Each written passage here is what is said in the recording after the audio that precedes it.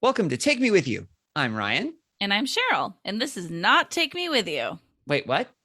Okay, it's like on the Take Me With You feed. But Ryan, remember we started a new podcast called I Slept Through Science, and we're playing the trailer for our listeners today. Right. I do remember that. Yeah, we Yes. spent a lot of time on our new podcast, and I'm Yes. very excited for people to finally hear something about it.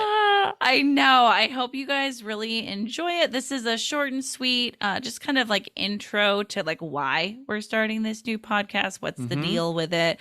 So it's already going to explain itself. So we don't need to do it again here. But it is also live on the new I Slept Through Science feed. So go subscribe right now to that new podcast and enjoy.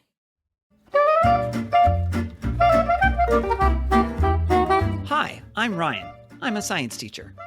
I'm Cheryl, and I slept through science. Each episode will tackle a science question you may have learned in school, but can't quite remember or fully explain.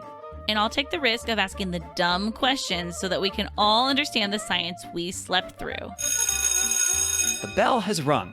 Let's get started. Cheryl, what are we doing here today? I'm so excited! We've been talking about doing this podcast, and here we are in episode 1. And I'm so excited about this.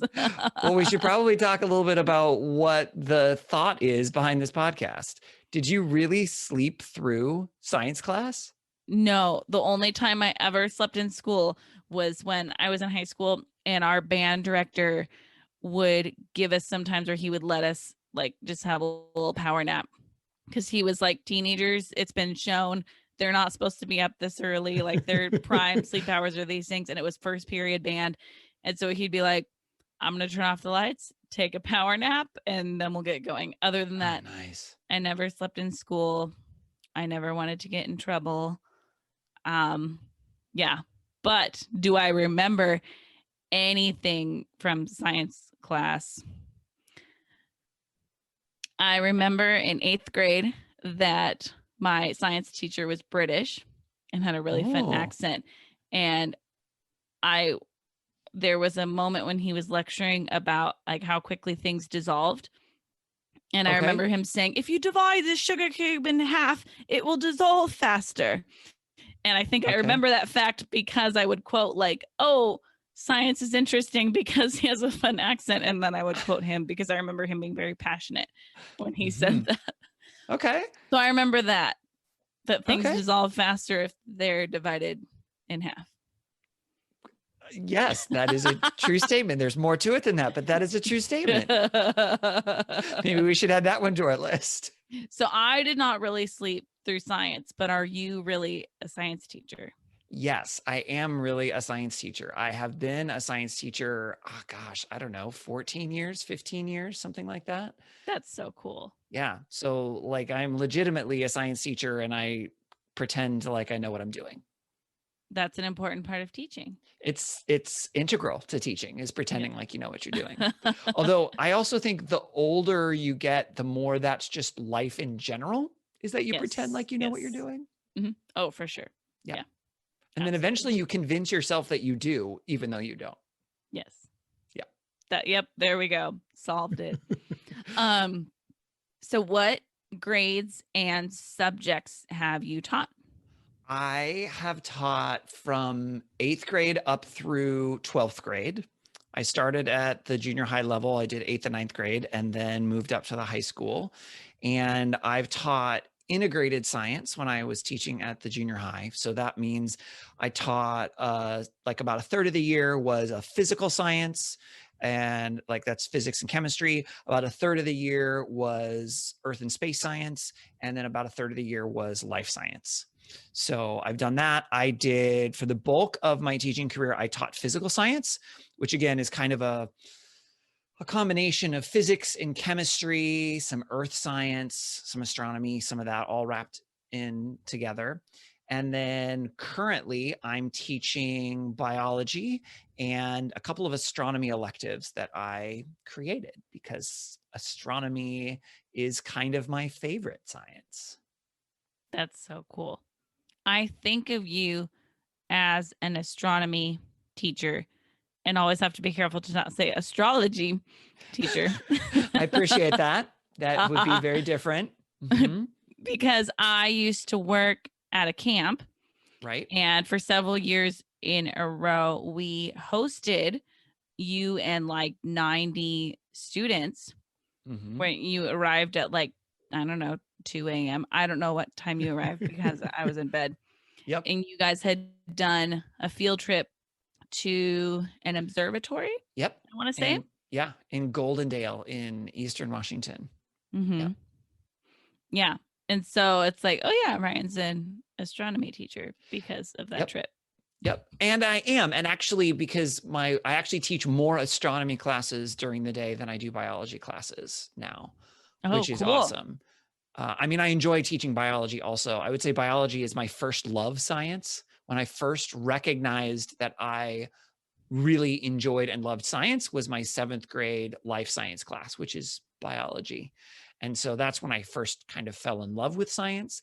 But over time, I've found that even though I still really enjoy biology, astronomy is what I'm the most fascinated by now and what I'm the most interested in. And I've also found that in general, just people out in the world tend to be fascinated by astronomy. Whereas it's more inconsistent where people are interested in physics or biology or chemistry or earth science. And there's things that I think everybody can find interesting about them. But astronomy seems to be something that it's pretty easy to find people who are interested. Yeah, I would agree with that. Yeah. So if I'm a Taurus, what does that mean about my love of adventure? It means that you're believing lies. That's what it means. Cool. Yeah. Mm-hmm. Got it.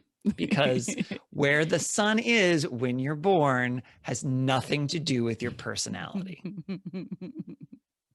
We can do a whole episode just on that at some point. There we go. If you want. Yeah. You can debunk that. I just remembered another thing I learned in science class. I think most of what I remember from science classes are things that made me laugh. So there's a hot tip. That makes sense. Yep. Is in college, I had some sort of science class, and the teacher was talking about like if a larger object hits a smaller object.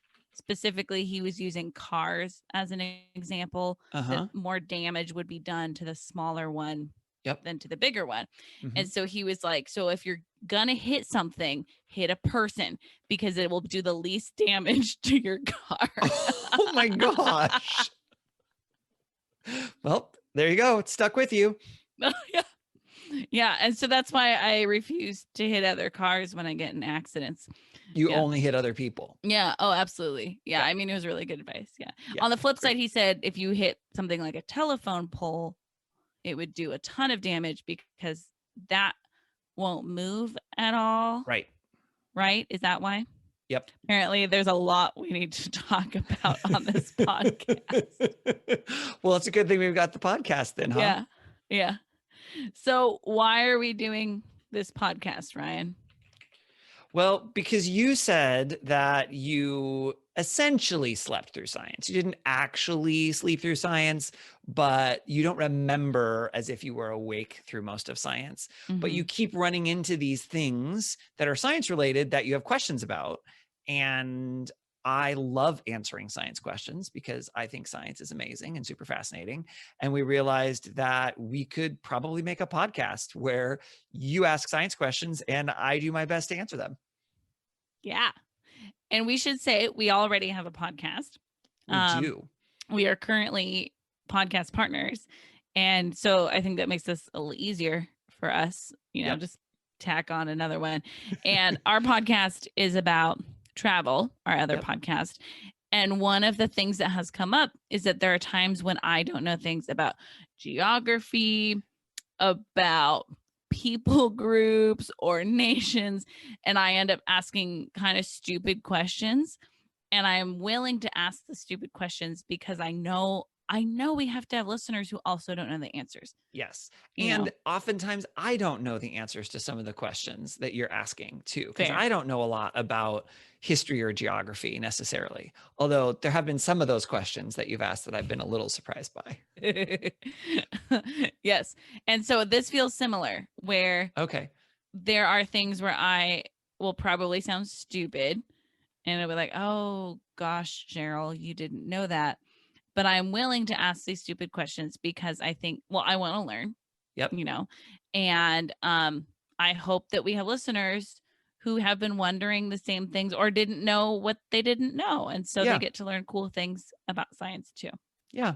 And one of the things for me as a science teacher and science educator is oftentimes people are afraid of having a stupid question like you described it, when really a lot of people have that exact same question. And so the fact that you have the courage to ask those questions, I think is going to, it means that you will actually understand more and appreciate the world more because you're willing to ask those questions. And most of the time, those questions that we feel like are stupid questions aren't actually stupid questions. And there are really good reasons why we don't know those things or why we misunderstand something. So I'm brave. You not are. Stupid. That's exactly right. Well, and it's so interesting. I feel like education is wasted on the young. It is. It's true. Because there are so many things in school that I felt like I will never use this in my real life. Yep. So why learn it? And it felt like that was Yep. the only point of learning anything, was if I directly needed it in a job. And that's assuming, for a young person, that's assuming that you know what your job is going to be Yep. when you're older. I've had several career changes, so who knows what I'll need to know in the future. That's true. But that's also assuming that if there's not like a direct need for that knowledge, that it's not valuable, that it doesn't help you become a more well-rounded person. Yep. Or it's just interesting. I love when other people know facts and just share concepts and things they know with me. I love it. And so I think now as an adult, I feel like there's so much more education that I want. And so, and yet it's harder to do get. it. Yeah. Takes more effort, time, money, all of those things. And my brain is not the sponge that it once was, clearly. Yeah. You can follow us on Instagram and Facebook at I Slept Through Science, or on Twitter at Slept Science. If you have dumb science questions like I do, please send them to us. You can email us at isleptthroughscience@gmail.com, or you can even send us a voice memo and we'll play it on the podcast. Please rate and review our podcast to tell other people what you think about it, subscribe to make sure you don't miss an episode, and share about our podcast on social media. Thank you to Beth Reed Miller for the artwork. You can check out more of Beth's artwork at Beth Is Something. Okay, great. Thanks. Bye. The bell doesn't dismiss you. I dismiss you.